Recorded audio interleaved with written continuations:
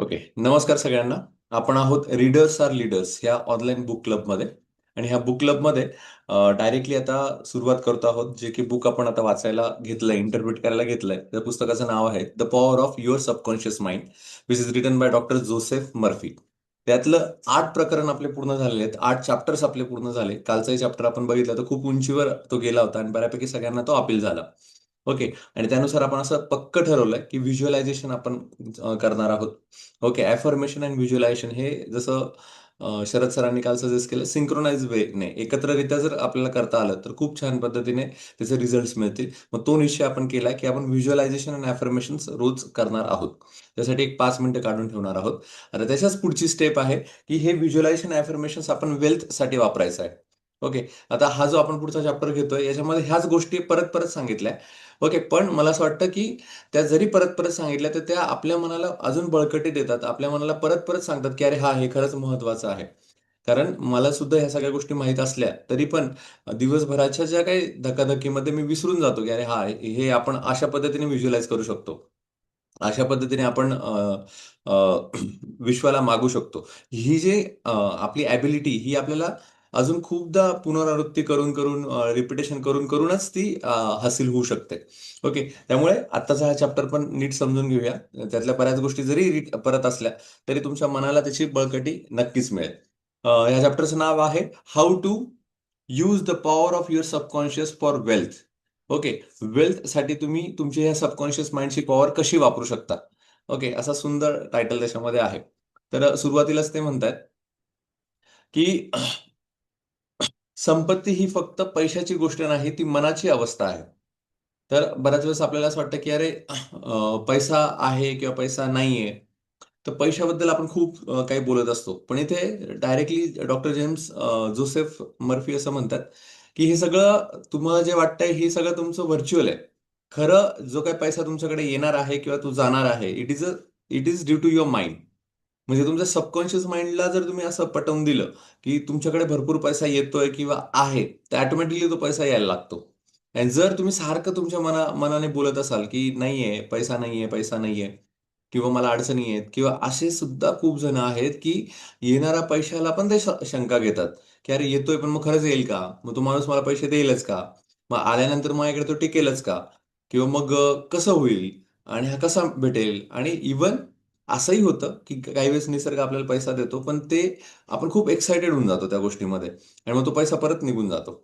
Even share मार्केटमध्ये जर तुम्ही बघितलं असेल, तर शेअर मार्केटमध्ये पण काही वेळेस आहे ना, जर स्टार्टिंगला ज्यांनी सुरुवात केलेली असते, एकदम स्टार्टिंगला एकदम नवीन-नवीन, तर त्यांना ₹100 जरी मिळाले, तरी ते खूप एक्साइटेड होतात. ओके. खूप एक्साइटेड होतात, की अरे मला आता खूप छान मिळालंय, मी ₹100 मिळाले आणि अ, त्या स्टेटमध्ये राहिल्यानंतर मग ते हळू विचार करतात, आता हे 100चे मी असे वाढवत-वाढवत पूर्ण जाईल. आणि नंतर त्यांनाच ती शंका यायला लागते, की "अरे, हे मी करू शकेल का?" आणि मग ते थोडं त्यांचं जे काही प्रोटोकॉल असतो, जी डिसिप्लिन असते ती मोडून मग ते अजून विचार करतात, की आपण या पद्धतीने इन्व्हेस्ट करू आणि ह्या सगळ्या गोष्टी ते करत-करत असताना मग खूप ठिकाणी त्यांचा तो लॉस त्यांना यायला लागतो. आणि मग एक स्टेज अशी येते, की त्यांना कळतं, की हे आपण चुकतोय. ओके. चुकल्यानंतर मग परत ते शांत होतात, की मग तो लॉस बेअर करण्यासाठी ते पहिले शांत होतात. परत त्यांचं मेडिटेशन होतं. परत 1-2 वर्षाची साधना होते. मग 3-4 वर्षानंतर ते जेव्हा परत ट्रेडिंग करतात, तर त्यांना जवळ-जवळ दिवसाला ₹5,000 ₹10,000 जरी मिळाले, तरी ते तेवढे स्टेबल राहतात. त्यांना काहीच वाटत नाही, हां, आलेत 5,000 ठीक आहे. कारण त्यांना ते मार्केट कळलेलं असतं. ओके. त्यांना माहिती असतं, की हे अप चालू असणार आहे. मग त्याच पद्धतीने इथे आपल्याला जोसेफ मर्फी सांगताय, की you need to stay in equanimity. तुम्ही तुमच्या मनामध्ये पण समानता बाळगली पाहिजे, शांत राहिलं पाहिजे आणि शांततेत तो विश्वास ठेवला पाहिजे, की तुमच्याकडे पैसा येतोय. ओके. आपण अविश्वास ठेवतो. म्हणजे काहीतरी ठेवायचंच आहे ना आपल्या मनामध्ये because we want to pass the time. Okay. तुमच्या मनाला तुम्हाला काहीतरी समजून सांगावंच लागेल ना. तर तुम्ही ते चांगलं समजून सांगा, की तुमच्याकडे पैसा येतोय. ओके. तुम्ही शांत राहा, तर नक्कीच तो पैसा तुमच्यापर्यंत येऊ शकेल. संपत्ती आधी मनात तयार होते, नंतर बाहेरच्या जगात दिसते. म्हणजे ही जी दिसते ती रिफ्लेक्शन ऑफ युअर माइंड आहे. ओके. तुमच्यापैकी बऱ्याच जणांना माहिती असेल, की किंवा तुम्ही उदाहरणही बघितली असेल. इव्हन अमिताभ बच्चनचं उदाहरण दिलं जातं ह्या संपत्तीच्या बाबतीमध्ये, की अमिताभ बच्चन जर बघितलं त्यांचा जो बॅड पॅच आला, त्याच्यामध्ये त्यांची म्हणजे त्यांनी स्वतः फिल्म तयार करायला सुरुवात केल्या होत्या. म्हणजे ॲज अ प्रोडक्शन त्यांनी सुरू केलं होतं आणि त्याच्यामध्ये ते बँकरप्ट झाले. त्यांच्याकडे काहीच पैसे नव्हते.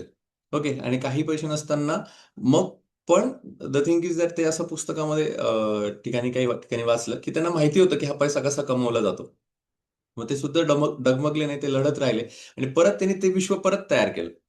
मग इथे जोसेफ मर्फी असं सांगतात, की काही लोकांना हे स्किल माहिती असतं. ओके, की त्यांना माहिती की हा पैसा जातोय, पण तो कसा कमवायचा मला माहिती. ओके, मग काही जण तुम्ही बघतात, की अरे शून्य झालेले आहेत. शून्यावरून परत ते हाय लेव्हलला गेलेले असतात. मग परत त्यांनी तो पैसा कमवलेला असतो आणि त्यात डगमगत नाहीत ते. पण बऱ्यापैकी ज्यांनी अपयश कमी बघितलेलं आहे किंवा रिस्क कमी घेतलेली, त्या अशा लोकांना ती जी शंका असते, त्या शंकेमुळे अ, बऱ्याच गोष्टी परत डिले होत जातात. जसं अर्न नाईटिंगेल ते पण तेच सांगतात, की आपल्या शंका ह्या इतक्या घातक आहेत, की त्या शंका घेतल्यामुळे जसं टायर एखादं पंक्चर होतं एखाद्या टाचणीमुळे, तसं तुम्हाला येणारी एखादी संधीसुद्धा तुमच्या ह्या अविश्वासामुळे ती निघून जाऊ शकते. त्यामुळे तुम्ही छान विश्वास ठेवा. तुमच्या मनाला पटवून सांगा, की I am capable of getting this much of money. Okay. समजा तुम्ही म्हणत असाल, की मला महिन्याला साधारण 5,00,000 ते 10,00,000 रुपये मिळाले पाहिजे. असा जर तुमचा विचार असेल, तर तुम्ही तुमच्या मनाला पटवून सांगा, की हां, I am that much capable to gain such large amount. Okay. जर तुम्ही ज्यावेळेस तुम्हाला तुमची खात्री पडेल, की पटेल, की हां, मी एवढं कॅपेबिलिटीचा आहे, तर ऑटोमॅटिक त्या गोष्टी तुम्हाला मिळतील. ओके. याच्यात काहीही शंका नाही. ओके. पण ही प्रोसेस आहे. आपण ती नक्की फॉलो करायला हवी. जर एखादा माणूस सतत विचार करत असेल, माझ्याकडे पैसे नाहीत, मी गरीब आहे, माझे नशीब खराब आहे, तर त्याचे अवचेतन मन तेच सत्य मानते आणि तसेच परिणाम तयार करते. मग बऱ्याच लोकं हे स्ट्रगल पिरियडमध्ये असतात. म्हणजे ते कधी बघा त्यांच्याकडे किती जरी पैसा आला, तर ते एकतर दुःखीच असतात. ते कधीच असं थँक म्हणणार नाही, की चला थँक गॉड की मला एवढे मिळाले. देवा मी तुझा ऋणी आहे.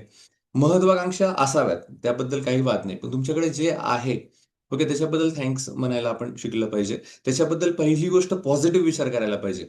त्या एखाद्या माणसाला समजा ₹100 जरी मिळाले, तरी तो रडतोच आहे. ओके. आणि मग मग रडायचाच जर स्वभाव असेल, तर तुमचं मन ॲक्सेप्ट करतं, की "अरे हां, हे मला कमीच आहे." आणि मग हे कमीच आहे म्हटल्यावर तुम्हाला किती जरी गोष्ट मिळाली, तरी तुम्ही कधी आनंदी होऊ शकत नाही. आणि दुसरी गोष्ट निसर्गसुद्धा असं प्लॅन करतं, की तुम्हाला त्या गोष्टी भेटतच नाही. काही जण आहे ना, तुम्ही जर बघितलं असेल, तर काही जण आहे ना, खूप पैशाला तरसतात. म्हणजे ते इतके प्रयत्न करतात. ओके, म्हणजे अतोनात परिश्रम करतील. एकदम they are like a man on mission, की ते continuously they are quite alert. की आता काय करायला पाहिजे, काय पूर्ण टाईमाचा सदुपयोग करतील आणि पूर्ण सारखं अभ्यास असेल किंवा चांगलं सगळ्या गोष्टी असेल, ते सगळं ऑर्गनाइज असतात. पण त्यांना असं त्यांचं स्टेटमेंट आहे. त्यांचंच असं स्टेटमेंट असतं, की मी सगळं करतोय, सगळं ऑर्गनाइज आहे. मलाच पैसा कमी पद्धतीने मिळतोय किंवा माझंच स्ट्रगल वाढतंय. मलाच प्रत्येक गोष्टीत तरसावं लागतंय. मलाच जास्त वेळ होतोय. त्याच्यामुळे काही लोकांचं असं असतं, ते खूप रिलॅक्स असतात. ओके. ते रिलॅक्स असतात, की हां, त्यांचं काम करतात. हां, ठीक आहे. काही टेन्शन नाही. आपण घेऊ, करू आणि रिलॅक्स असतात आणि त्याचं जर तुम्ही लाईफ बघितलं, त्यांचं लाईफ लवकर सेट झालेलं असतं किंवा सगळ्या गोष्टी चांगल्या मिळालेल्या असतात. ओके. तर याचं उत्तरच कालच्या पाठात आहे. कालच्या पाठामध्ये जोसेफ मर्फी म्हणतात, की "you should be relax." Okay. तुम्ही ऑर्डर दिली ना, तुम्ही रिलॅक्स व्हा, सगळं जुळून येईल. पण आपण ओव्हर कॉन्शियस होतो. आपण शंका घेतो. मग जास्त वरी करतोय म्हणूनच आपण स्वतःलाच हे करतोय ना, की आता काय करू, तेव्हा काय करू? म्हणजे तुमचा विश्वास नाहीये आणि तुम्हाला असं वाटतं, की हे फेल झालं तर मी काय करणार? You are actually making the B plan also. Means you actually executed the A plan, but you are thinking the things that ki this will not work out. Then what I should do next? So you are working on the plan B. Okay. मग इथे ते सांगतात, की तुम्ही plan A शांत व्हा, थोडं relax व्हा. तर ह्या गोष्टी तुम्हाला ऑटोमॅटिकली जुळून येतील. तर हे प्रत्येकाच्या अनुभवाने कळणार आहे. मी माझ्या अनुभवाने तुम्हाला सांगतोय. तुम्ही तुमच्या अनुभवाने ते लिंक करू शकता. नाहीतर मग काही वेळेस काय होईल, की ते जास्त उदाहरणं दिल्यासारखं होईल आणि तुम्हाला असं वाटेल, की हे लिंक होत नाही. पण मला गॅरंटी आहे, मी बऱ्याच जणांशी भेटलोय, बोललोय. त्यामुळे प्रत्येकाच्या आयुष्यामध्ये असे काही ना काही वेगळे हर्डल्स आहेत. त्यामुळे तुम्ही ते लिंक करू शकता. पैशाला खरा स्रोत म्हणजे आपले अवचेतन मनच आहे. आपल्या अवचेतन मनामध्ये कल्पनेची संधी येते. म्हणजे त्यांनी असं म्हटलं, की वन्स यू थिंक, की तुम्ही तेवढ्या कॅपेबल आहात. ओके, तुम्हाला तेवढा पैसा हवा आहे आणि तुम्ही तेवढा पैसा तुमच्या आयुष्यात येतोय. असं जेव्हा तुम्ही म्हणायला लागतात ना, तर ऑटोमॅटिक तुम्हाला आयडिया सुचायला लागतात. की तुमचा एखादा मित्र येतो, तो सांगतो, "अरे, ही आयडिया आपण वर्कआउट करू." तुम्हाला काहीतरी कल्पना येतात. ओके. कधी-कधी तुम्हाला अपॉर्च्युनिटी येते. ओके. एक अपॉर्च्युनिटी येते, की कोणीतरी म्हणतं, "अरे, इथे एक जॉब ओपनिंग आहे, तू करशील का?" किंवा "हा एक स्टार्टअप आहे, आपण करूया का?" अशा माझ्या बाबतीत सुद्धा मी इव्हन गेल्या 6 महिन्यामध्ये अशा बऱ्याच अपॉर्च्युनिटी आल्या, की आय वॉज नॉट एक्सपेक्टिंग की अरे ह्या गोष्टी होतील. आणि मी म्हटलं माझा टाइम मी म्हणजे I work only for time freedom and financial freedom. Okay, त्यामुळे मी असा विचार करत होतो अशी काहीतरी अपॉर्च्युनिटी असावीत की त्या ठिकाणी आपला टाइम कमी जाईल, पण तिथे माझं जे काही शिक्षण आहे त्याचा उपयोग होईल. मग तशा पद्धतीने काही गोष्टी अशा आयुष्यामध्ये जुळून आल्या की तिथे मी ॲज अ कन्सल्टंट म्हणून किंवा बाकी टेक्निकल थिंग्स म्हणून मी इनपुट देतोय. तर हे जस्ट फक्त एक्झाम्पल म्हणून सांगतो की ह्या गोष्टी अट्रॅक्ट होतात. फक्त you need to open your mind. Okay, आणि त्या पद्धतीने विश्वास ठेवायचा की हे माझी कॅपॅबिलिटी आहे आणि हे निसर्ग मला ते देत आहे. तर ऑटोमॅटिक ह्या गोष्टी येतात. त्या तुम्हाला फक्त हेरायच्या आहे. त्यावर तुम्हाला एक्झिक्युशन करायचं आहे. ॲक्शन आहेच बरं का. नाही तर बरेच जण म्हणतील की ॲक्शनची गरज आहे का नाहीये? तर ॲक्शनची गरज आहेच. You should be discipline. Okay, तुम्हाला जे काही काम करायचं त्याच्यामध्ये तुम्ही डिसिप्लिन ठेवणं गरजेचं आहे. खूप आळस पण नाही चालणार आहे. त्यासाठी मी the 10x rule written by Grant Cardone यांचं पुस्तक नेहमी सजेस्ट करतो. त्याच्यामध्ये त्यांनी सांगितलंय 10 times the thought, 10 times the action. तुम्हाला ॲक्शन करायचीच आहे. ओके, पण इथं वेल प्लॅन ॲक्शन आहे. ओके, म्हणजे तुम्ही ऑलरेडी मनामध्ये ठरवलंय की मला काय करायचंय, मला काय हवंय आणि त्या डायरेक्शनने तुमचं ॲक्शन चालू आहे. त्यामुळे तुम्हाला सगळ्या गोष्टी जुळून येतील. नाहीतर काय होईल, माझे ॲक्शन्स वेगळे आहे आणि माझे इमॅजिनेशन, डिझायर वेगळे आहेत, असं चालणार नाही. यासाठी अर्न नाईटिंगेल यांची जी डॉक्युमेंटरी आहे YouTubeला, द सिक्रेट ऑफ सक्सेस, ती तुम्ही पण ती ऐकू शकता. त्याच्यामध्ये त्यांनी खूप छान वर्णन केलंय. 39 मिनिटाची ती ऑडिओ क्लिप आहे. 1955ला त्यांनी रेकॉर्ड केलेली, पण आजही तंतोतंत जुळते आणि सगळ्यांना लागू पडते. अशी ती डॉक्युमेंटरी, ती पण तुम्ही बघू शकता. ऐकू शकता, सॉरी. त्यांनी नंतर पुढे सांगितलंय की मन म्हणजे शेती. म्हणजे कालचंच उदाहरण आहे. पण याच्यामध्ये थोडं त्यांनी काय सांगितलं की जे तुमचे विचार असतात ना, ते ॲज अ सीड्स काम करतात. म्हणजे बियाणे आहेत. तुमचे विचार हे बियाणे आहेत. आणि तुमचं जे मन आहे, ओके, ते तुमची जमीन आहे. मग जमीन ही जितकी सुपीक असेल, तुमचं सबकॉन्शियस माइंड जितकं सुपीक असेल, जितकं ॲक्सेप्टेड मोडला असेल, जितकं स्वच्छ असेल, ओके, तितक्या ते बियाण्यांची ग्रोथ जास्त होऊ शकते. मग तुमचा जो काही परिणाम आहे, ते म्हणजे तुमचं पीक. ओके. तर मग तुमचं मन स्वच्छ ठेवा, त्याच्यावर विश्वास भरपूर ठेवा. ऑटोमॅटिक तुमचे जे थॉट्स आहे तुम्ही चांगले पेरताय. जर चांगले थॉट्स पेरले असतील आणि तुमची जमीन चांगली आहे, तर ऑटोमॅटिकली ती लवकर ग्रो होईल. ओके. पण तेच तुम्हालाच तुमच्या 17 जर तुमच्या शंका असतील तुमच्या मनामध्ये, तर ते नाहीच पिकणार. कारण देणाराच कन्फ्यूज आहे, की याला नेमकं काय हवंय आणि हा स्वतःलाच कमी लेखतो, मी याला कसं काय द्यायचं? लक्षात घ्या, हे खूप डीपमध्ये आहे आणि याला खरं विचार तुम्हाला करावा लागेल. तुम्ही खूप पळत असाल, तर मी असं म्हणेल कुठेतरी थांबा. दिवसभरामध्ये नुसतं पळताय, पळताय आणि असं वाटतं, की "हां, चला मी खूप छान काम करतोय." नाही, नाही. You need to stop. Okay.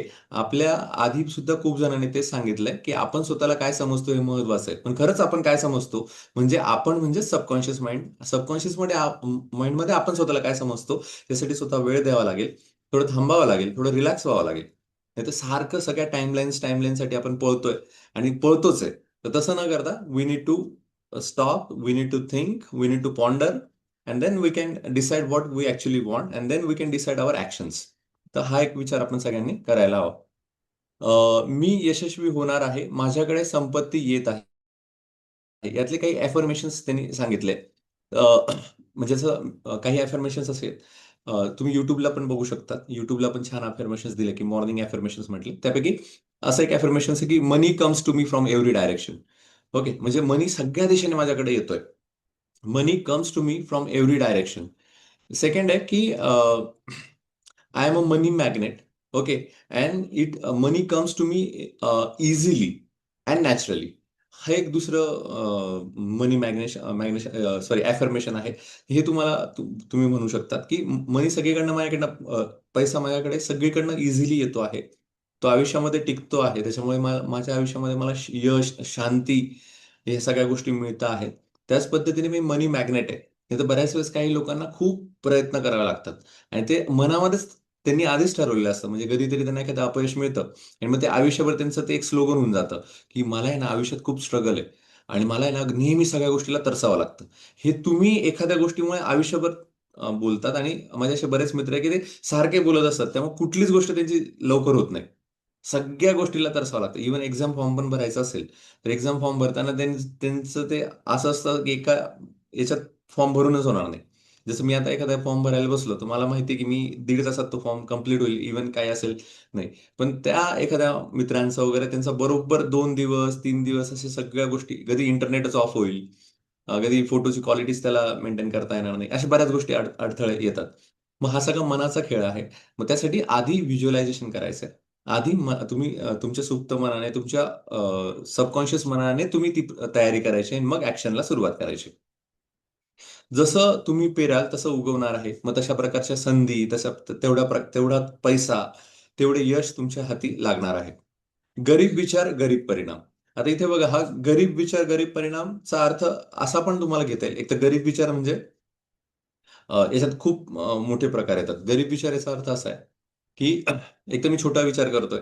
Okay, सारखा निगेटिव्ह विचार करतोय. त्याचबरोबर मी पैसा मिळवण्यासाठी पण सेकंड मार्गाचा वापर करतोय, की जो इल्लीगल आहे. तर लक्षात घ्या, इल्लीगल जेव्हा तुम्ही म्हणजे असं पण होतं ना, की खूप पैसा अट्रॅक्ट केला आणि मी 2 नंबरच्या याच्याने पैसा कमवला. तर तो माणूसाचा जो 2 नंबरचा पैसा आहे ना, तोही टिकत नाही. का टिकत नाही? कारण आपल्या मनाला माहिती असतं आपण तो कसा कमवलाय. आता तो कमवला कसा हे माहिती असल्यामुळे आपलं मन आपल्याला खात असतं, की अरे मी तर कमवलाय. हा 2 नंबरचा पैसा आहे. एक तर तो लपवण्यामध्ये शक्ती वाया जाते, की अरे हे कोणाला कळायला नको. मग कधी स्लिप ऑफ टंग नको व्हायला. हा पहिला मुद्दा. दुसरा मुद्दा, की अरे हा पैसा मी 2 नंबरने कमवलाय आणि असं लहानपणापासून आपले संस्कार असतात ना, की हे जे चुकीचं आहे ते त्याचा परिणाम मिळतो. Newton third law, every action there is equal and opposite reaction. आणि त्यामुळे तो विचार करत असतो याचा मला काहीतरी परिणाम होईल. मग त्याच्या आयुष्यामध्ये संकटं येतात. कधी ॲक्सिडेंट होतो, कधी आजारपणा येतो, अ, कधी कॅन्सरच होतो, कधी हार्ट अटॅक येतो, कधी जवळची व्यक्ती सोडून जाते, कधी मुलांच्या समस्या निर्माण होतात, मुलं आजारी पडतात. म्हणजे हे वेगवेगळे परिणाम सांगतोय बरं का. म्हणजे असं एक कट टू कट तसं नाहीये की तसंच आहे म्हणून. मी एक्झाम्पल सांगतोय. तर याच्यामध्ये त्याचं मन स्वतःला खात असल्यामुळे हे सगळे परिणाम त्याला दिसायला लागतात. ओके. मग द थिंग इज दॅट की जर तुम्ही आनंदाने पैसा कमवलेला आहे, खूप मेहनतीने पैसा खूप छान पद्धतीने चांगल्या मार्गाने कमवलेला आहात, तर तुमचं मनही शुद्ध राहतं आणि तुम्ही हॅपी राहता. आणि त्यांनी तेच सांगितलं की तुम्ही जर हॅपी राहताय, ओके, तुम्ही जर आनंदी राहताय, तर ऑटोमॅटिकली तो पैसा टिकणार आहे, तो वाढणार आहे आणि तुमचं आरोग्य चांगलं राहणार आहे, सगळ्याच गोष्टी चांगल्या राहणार आहेत. तर मग इथे तुमचे जर गरीब विचार असतील किंवा तुम्ही गरीब विचारातनं जर पैसा कमवलेला असेल, तर त्याचे परिणाम पण तसेच होतील आणि तुमचंच मन तुमच्यावर शंका घ्यायला लागेल. ओके. तर त्याचे परिणाम पण ऑटोमॅटिकली तुम्हीच सुरू करत असतात. इव्हन मी असंही ऐकलंय, किंवा असाही थोडा अभ्यास केलाय, की स्वर्ग आणि नर्क असं वेगळं काही नसून they are the state of mind. थोडक्यात फक्त सांगतो स्वर्ग आणि नरकाबद्दल. म्हणजे हे सगळ्यांना ऍक्सेप्ट होईल असं नाही, पण सोपी गोष्ट आहे त्यात सांगतो. आता फॉर एक्झाम्पल मला समजा प्रत्येक वेळेस खूप सुख उपभोगण्याची सवय आहे, की मला सगळ्याच गोष्टी हव्या असतात समजा असं मी म्हटलं. आणि समजा कधी वरती गेलो आपण समजा आफ्टर डेथ, तर काय होऊ शकतं याच्यामध्ये 2-3 गोष्टी अशा आहे, की मला असं वाटतं की मला सगळ्या गोष्टी भेटाव्यात. पण जेव्हा आपण शरीर सोडतो तेव्हा सगळ्या गोष्टी मला ज्या काही सगळ्या गोष्टी मिळणार त्या शरीराच्या माध्यमातून मिळणार आहेत. आणि मला सवयच नाही ते त्याग करण्याची किंवा एखादी गोष्ट ऍडजस्ट करण्याची किंवा दुसऱ्याला कोणाला मदत करण्याची. आता जेव्हा शरीर नसतं, पण इच्छा तर असतात. आणि मग ह्या इच्छा मिळणार कशा? आणि मी कधी स्वतःवर तसा संस्कार समजा नसतील केले, की थोडं एखादी गोष्ट नाही भेटली तरी ठीक आहे, लेट इट गो. आणि मग जेव्हा शरीराच्या माध्यमात आपण नसतो, पण ती गोष्ट आपल्या समोर जेव्हा दिसत असते, जाणवत असते, संवेदना जाणवत असतात, तर ती गोष्ट आपल्याला भेटत नसते आणि त्याचा आपल्याला त्रास व्हायला लागतो. ओके. पण तेच जर आपल्याकडे आधी सवय असेल, आपल्याला पेशन्स असेल किंवा काही जण म्हणतात, की अ, जे आहे माझ्याकडे ते मला सगळं देऊन टाकायचंय, माझ्यासाठी समाजासाठी काम करायचंय आणि ते स्वतः बऱ्यापैकी त्यागाने तो विचाराने ते खूप छान पद्धतीने वागत असतात. मग मरणोत्तर त्यांना काही वाटत नाही, की नाहीये, व्हॉट नाहीये, ठीक आहे, लेट इट बी. मग ते आपण असं म्हणतो, की they are in a state of स्वर्ग. म्हणजे असे 2 प्रकार आहे. याच्यावर 1-2 तास मला बोलता येईल, पण मी शॉर्टमध्ये सांगतोय. That is a state of mind, की तुम्ही तुमच्या मनाला कसं ट्रेन केलं आहे, त्यानुसार तुम्हाला पुढच्या गोष्टी तुमच्या आयुष्यामध्ये येतील आणि तुम्हाला त्या पद्धतीने रिझल्ट्स भेटेल. त्याच्यानंतर अवचेतन मन हे ऐकत असते आणि म्हणते, की ठीक आहे, तुला पैसा नको आहे म्हणून पैसा येत नाही. म्हणजे गरीब विचार असेल आणि तुम्ही सारखा निगेटिव्ह विचार करत असाल, तर मग तुमचं मन त्या स्टेटमध्ये आहे आणि मग अवचेतन मन पण म्हणतं, सबकॉन्शियस मन पण आपल्याला म्हणतं, की ठीक आहे, याला नकोच आहे. कशाला द्यायचं? जाऊ दे, याला रडूच द्या. मग ते आपण त्याच स्टेटमध्ये राहतो. जसं त्यांनी एक उदाहरण सांगितलंय, की एक मेकॅनिकल होता, की त्याच्याकडे तो नेहमी सतत म्हणायचा, की माझ्याकडे पैसे नाही, माझे नशीब खराब आहे. मग त्यामुळे त्याला कुठल्या संधी दिसत नव्हत्या का because he pre occupy his mind with the negative thoughts. त्याच्यामुळे त्याला कुठल्याही संधी दिसत नव्हत्या, नवीन कल्पना त्याच्याकडे येत नव्हत्या, व्यवसाय त्याचा वाढत नव्हता. त्याच्याऐवजी एक दुसरा मेकॅनिक होता, तो सारखा स्वतःला म्हणायचा की मी उत्कृष्ट आहे, आज ना मला उद्या एक चांगली संधी मला मिळणार आहे, लोकांना माझं टॅलेंट कळणार आहे, लोक माझ्यावर विश्वास ठेवत आहेत, त्यांना माझी सर्व्हिस आवडते आहे आणि माझा व्यवसाय वाढत चाललाय. असे सारखे अफर्मेशन्स तो म्हणतो आहे. आणि काही काळातच त्याच्या जवळ ग्राहकांची संख्या वाढायला लागली, त्याचं उत्पन्न वाढायला लागलं, त्याची प्रतिष्ठा वाढायला लागली. ओके. हा पेशन्स गेम आहे, पण तुम्ही स्वतःला काय समजता आणि कशा पद्धतीने तुम्ही सबकॉन्शियस माइंडला सांगून सगळं अट्रॅक्ट करताय याचा परिणाम होतो.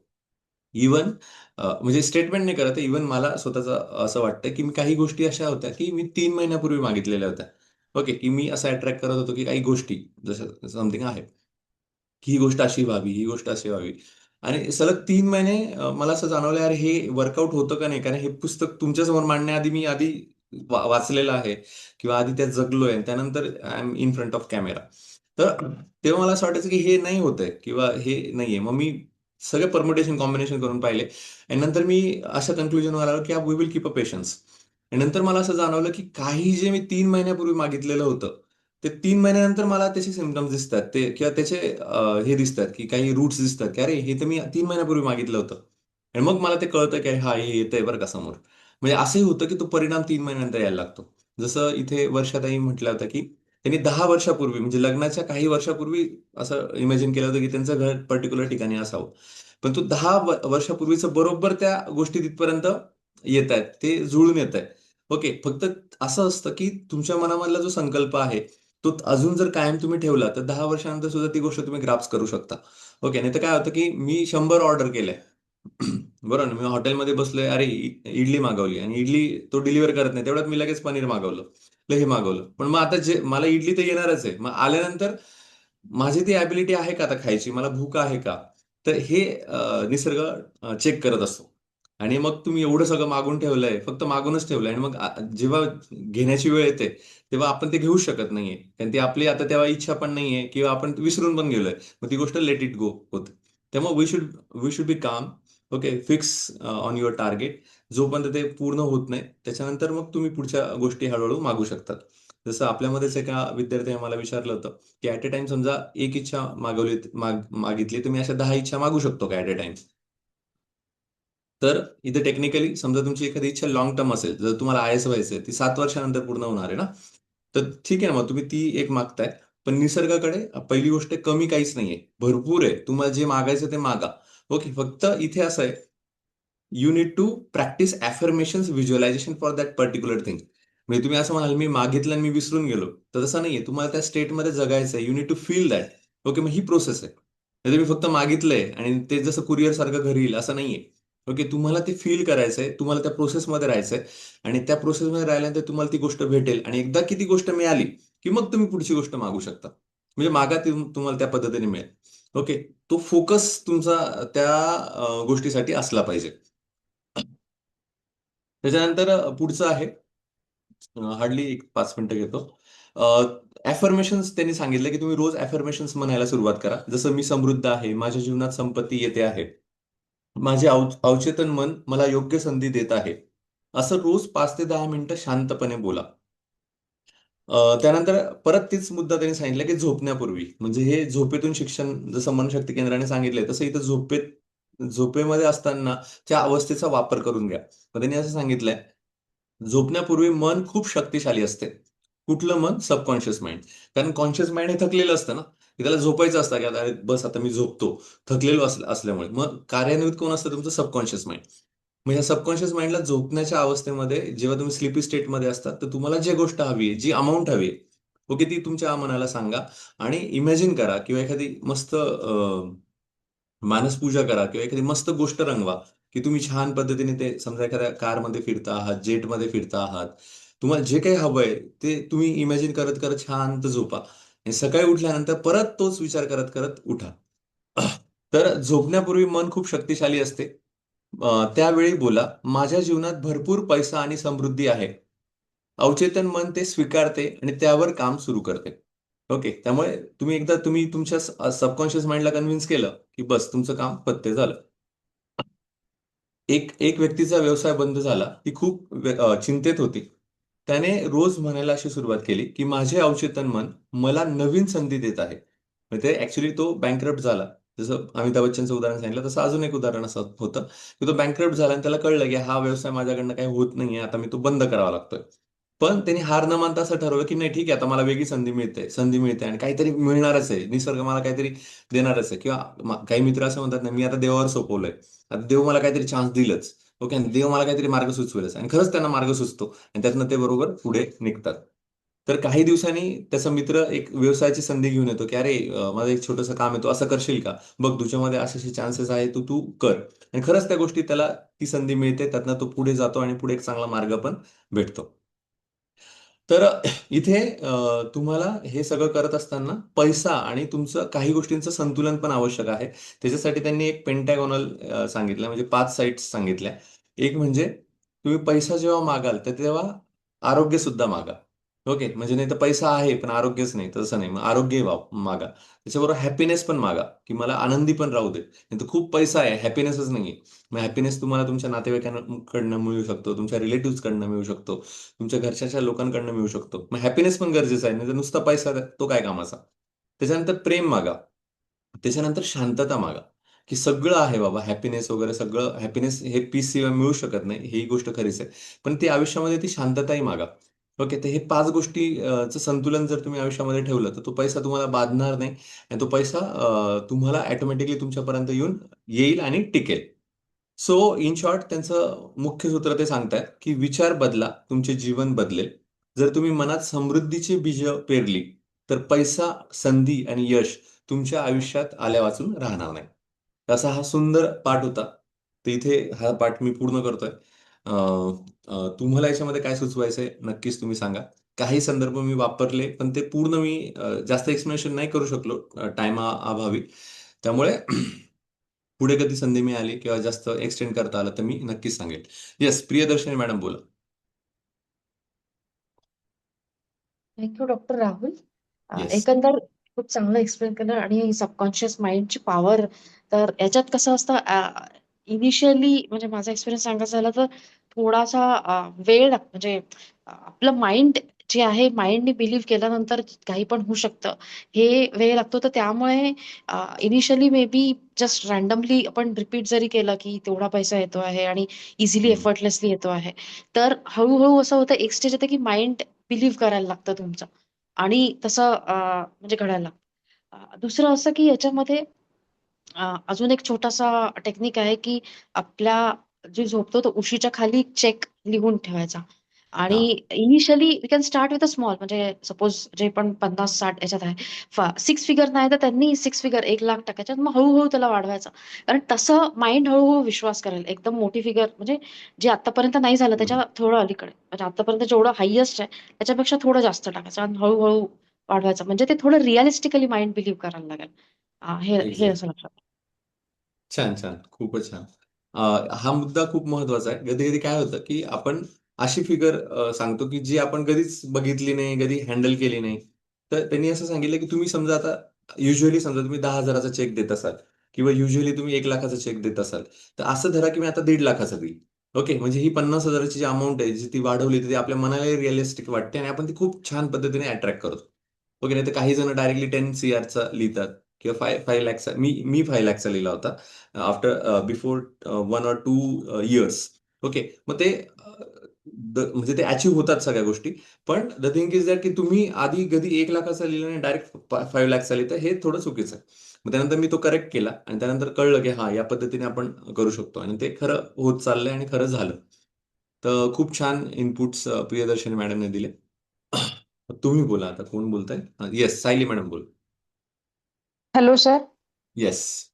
सर, आजच्या सेशनमध्ये ज्या 5 गोष्टी सांगितल्या शेवटी त्या खूप छान होत्या, की फक्त हां. संपत्ती नाही मागायची, संपत्तीसोबत त्या बाकीच्या मागायच्यात. म्हणजे जी काय संपत्ती आपण अट्रॅक्ट करू हं, ती हं. स्थायी राहील किंवा आपण समृद्ध आयुष्य जगू. आणि अजून एक मुद्दा असा बोलायचा आहे, की म्हणजे मी एका वेळी 10 इच्छा मागितल्या तर त्या पूर्ण होतील का? तर हं, हो, हं. होतील. 100% होतील. कारण आपण हेच शिकलो द सिक्रेटमध्ये, की युनिव्हर्सकडे अबंडन्समध्ये आहेत सगळ्या गोष्टी. फक्त आपण त्या येस. मागत नाही. बरोबर. तर येस, त्या आपण मागितल्या पाहिजे आणि त्याच्यावरती विश्वास ठेवला पाहिजे. फक्त त्या येस. प्रत्येक गोष्टीची ती वेळ असेल, त्या योग्य वेळी तुमच्यापर्यंत येतील. बरोबर आहे. आणि सर अजून एक मुद्दा तुम्ही बोलले, की म्हणजे तुम्हाला त्या गोष्टीसोबत कनेक्टेड राहायचंय. म्हणजे कंटिन्युअस अफर्मेशन किंवा जे काही तुम्ही करत आहात, व्हिज्युअलाइज करत आहात. हं, हं. तर म्हणजे असं आपण जर एखादी गोष्ट खूप उशीर झाला तरी आपल्यापर्यंत नाही आली आणि आपण कंटिन्युअस तेच करतोय. आपण व्हिज्युअलाइज करतोय किंवा अफर्मेशन देतोय. अ, किंवा आपली थोडीशी निगेटिव्हिटी त्याच्यामध्ये येतीये. तर पॉवर ऑफ डिटॅचमेंट नावाचा पण एक कन्सेप्ट आहे. यावेळेस ओके. आपल्याला काय करायचंय, आपल्याला ती जी इच्छा आहे आपली, ती हां. युनिव्हर्सला किंवा देवाला म्हणजे तुम्हाला सरेंडर करायचं, कंप्लीट सरेंडर, की मला विश्वास आहे, ही गोष्ट माझ्यापर्यंत येणार आहे आणि ही मी सरेंडर करतीये, कंप्लीट सरेंडर करतीये. आणि त्या गोष्टी घडतात. मग काही काळानंतर ती गोष्ट आपोआप म्हणजे तुम्ही विसरूनही गेलेले असतात, की मला हे हवं होतं, पण ती गोष्ट तुमच्या पुढ्यात येते. वाह! The power of detachment. अच्छा. छान. नक्कीच आम्ही याच्यावर अधिकीचं वाचू आणि खरंच छान आहे. मी तेच सांगणार होतो, की आपण एकदा देवावर सोडून द्यायचं, की "अरे, मी मागितलंय, बघ आता तुला कधी द्यायचं तू दे." फक्त तिची जाणीव ठेवणं किंवा आपल्या मनामध्ये ती गोष्ट ठेवणं हे एक महत्वाचं आहे किंवा पुढे सरेंडर करा असं म्हटलंय, की ठीक आहे, देवाला द्यायचं असेल तर देईल. अशा पद्धतीने पण आपण वर्कआउट करू शकतो. येस. अजून कोणाला काही ॲड ऑन करायचंय? एनीवन? ठीक आहे. तर बऱ्यापैकी आपला हा जो एक मिनिट हा फक्त. येस. बऱ्यापैकी आपला हा पूर्ण सेशन झालेला आहे आणि खूप छान एका वेगळ्या उंचीवर गेला. आपण नक्कीच ह्या पद्धतीने तो फॉलो करू आणि पुढचा जो चॅप्टर आहे चॅप्टर नंबर 10 तो फक्त इथे सांगतो. "You are right to be rich" असा नावाचा चॅप्टर आहे, की तुम्हाला श्रीमंत होण्याचा अधिकार आहे. असा हा चॅप्टर आपण उद्या बघणार आहोत. तर आता सगळे जॉइन झालेत त्याबद्दल धन्यवाद. असंच कंटिन्यूशी राहू द्या आणि बाकीच्याही लोकांना हळू तुम्ही सांगा, की जेणेकरून सगळ्यांना त्याचा फायदा होईल. धन्यवाद, धन्यवाद, धन्यवाद.